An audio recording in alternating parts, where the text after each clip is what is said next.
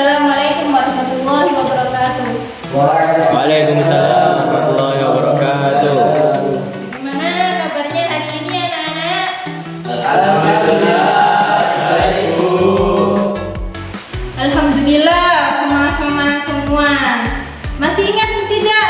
Kemarin kita belajar tentang teks laporan hasil observasi. Apa itu teks hasil observasi? Saya Bu, teks hasil pengamatan. Wah, hebat. Ya, betul itu.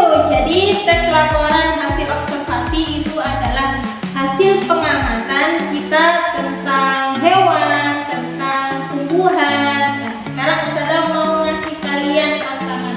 Nah, sekarang coba kalian lihat itu ya. Di layar ada gambar bunga matahari.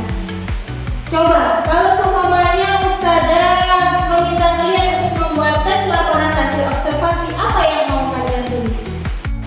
Saya Ustazah, bijinya bisa jadi kuaci dan dapat dimakan. Saya Ustazah, kelopaknya berwarna kuning, katanya berwarna hijau. Kelopak kuningnya itu seperti matahari. Bagus anak-anak, itu tadi contoh fakta-fakta yang bisa kita ambil dari suatu observasi yang kemudian bisa kita tulis. Jadilah itu laporan hasil observasi.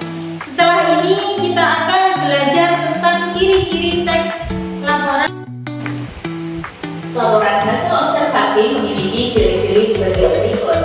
Pertama, penjelasan dari sudut pandang keilmuan.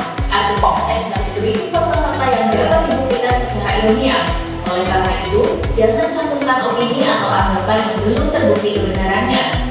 Kedua, ditulis dengan bahasa baku dan jelas. Teks laporan harus menggunakan bahasa formal, bukan bahasa santai, apalagi bahasa gaul ya. Bahasa yang digunakan juga harus jelas dan lugas agar pembaca tidak salah mengartikan informasi yang menjelaskan. Dan yang ketiga, disusun secara sistematis. Artinya, teks harus disusun secara urut sesuai dengan struktur teks laporan.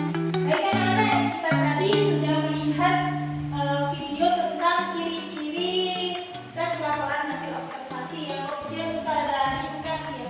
Jadi ciri-ciri teks laporan hasil observasi itu yang pertama harus objektif.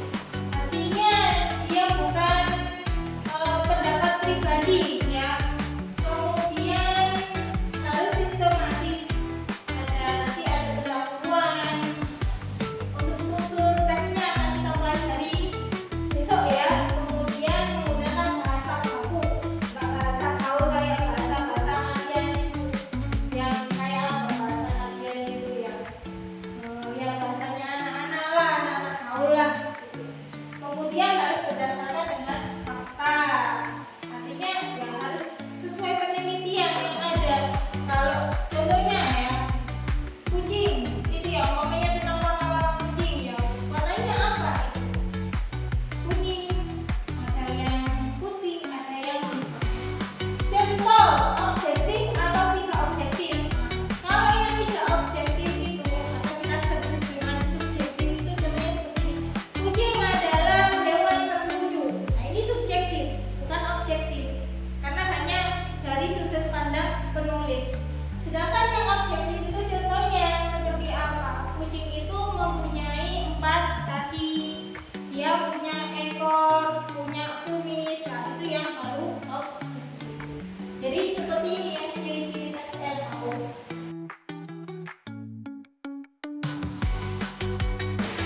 Teks LHO berisi hasil pengamatan yang objektif dan sesuai dengan fakta.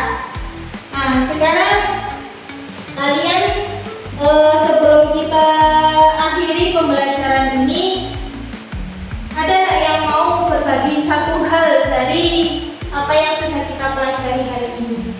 Saya Bu Guru.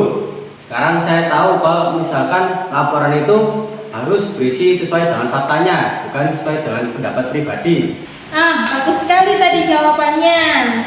Nah, sekarang karena kita sudah di akhir ya, di akhir pembelajaran, saya mau ngasih tugas buat kalian. Nanti kalau kalian sampai rumah, coba kalian perhatikan hewan atau tumbuhan yang ada di sekitar rumah kalian. kemudian tulis 3 fakta tentang hal itu. Nanti akan kita bahas di pertemuan yang mendatang.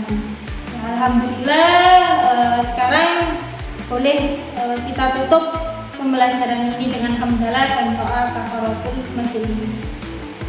Alhamdulillahirabbil alamin. Subhanakallahumma wa bihamdika asyhadu an la ilaha illa anta astaghfiruka wa atubu ilaik. Wassalamualaikum warahmatullahi wabarakatuh. Waalaikumsalam.